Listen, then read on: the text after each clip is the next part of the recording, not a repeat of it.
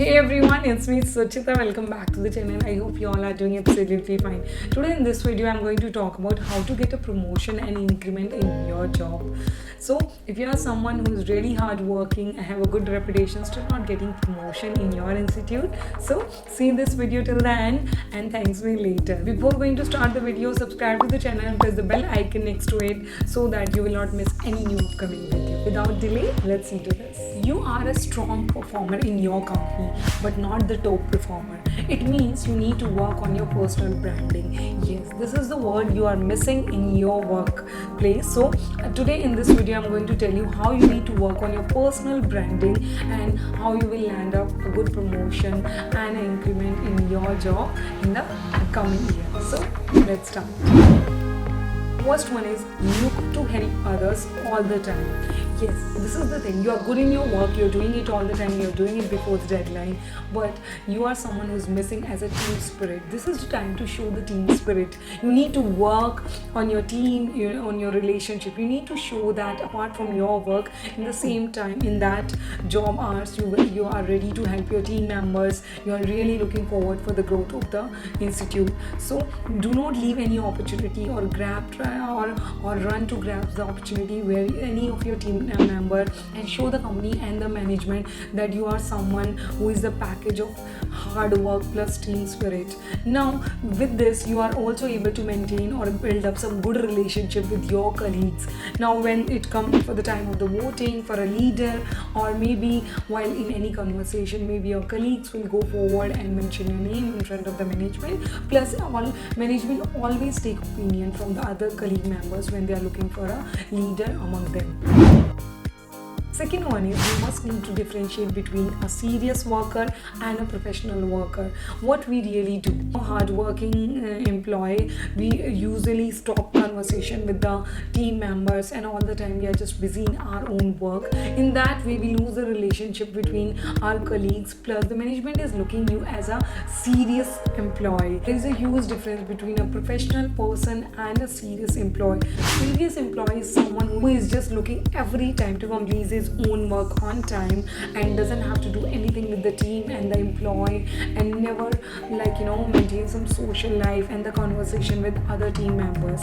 Apart from that, the professional person will maintain a balance between the work and the conversations and the environmental balance. Whenever you finish your work, just go forward and have a cup of tea with your team members, plan some extra stuff with them. Maybe some exhibition is coming in the school, some science model presentations or any seminar. So you can just plan all those small things in just having a cup of tea. In that way you are able to build a relationship. You will come forward as a professional person who is just approachable and have a good relationship with all the team members, plus good in his own work as well. Third one is you need to turn yourself as a top performer, not a strong performer. And for that, you need to stop behaving like a doormat. Yes, I really mean it. What does it mean?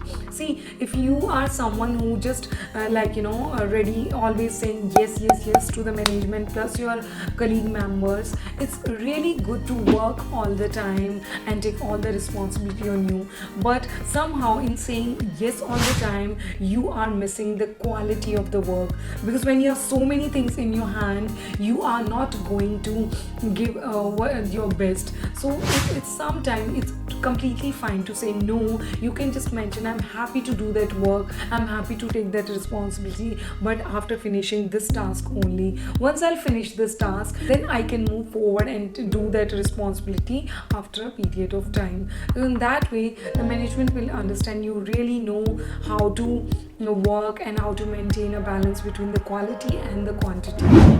Next one is execute more, talk less. Yes, so this is the strategy. You don't have to open your cards all the time. For example, there is a problem in the institution and they are really looking for some solutions of that, so you just try to execute it, and once you get the success in that, then only you are going to say that. Do not just go and talk verbally about the solutions or try to resolve the problem by just saying the solutions. No, you really have to execute them, show them, and then you talk. In that way they will understand this person is just not being believing, talking, because sometimes you just say the thing and it will not work, so that will make your word valueless. So you have to just execute the things, make them work, and then come forward and say it to everyone. Next one, always be a backbencher in the departmental meeting. Yes, I really mean it. What does it mean? See, when you are talking in a meeting, when you are in a school or an institution meeting, the management will always discuss what all problem everyone is facing, and they will look forward to take your view in that. So in that time, you need to take a back seat. Let everyone speak and listen to their views. Now at the end, you always have something like, which everyone has said, and add something extraordinary. In that way, you are able to stand out yourself, that you have covered what all are saying, but you have something extra to say. Balance, which will really work, because initially when a person will start saying, other person will come and tell the demerits of that idea. So now when you are going to speak, you already know what all your colleagues are saying, what all demerits in those ideas, and then you will come up with a solution of those demerits as well. So in the meeting, listen to everyone. At the end, you give your view. Last but not the least, always submit your work before the deadlines. Yes, see, a good employee always work before the deadline, but you need to stand out yourself and submit the work just many days before the deadline. It will stand out your thing. Now here you need to listen to one thing. When you are going to finish your work before the deadline, you need to maintain the quality as well. So maintain the quality, plus we submit it before the deadline, where you will be the first one to see. When the deadline will come, everyone will submit, so no one will bother. People will always keep in mind the person who is submitting the first.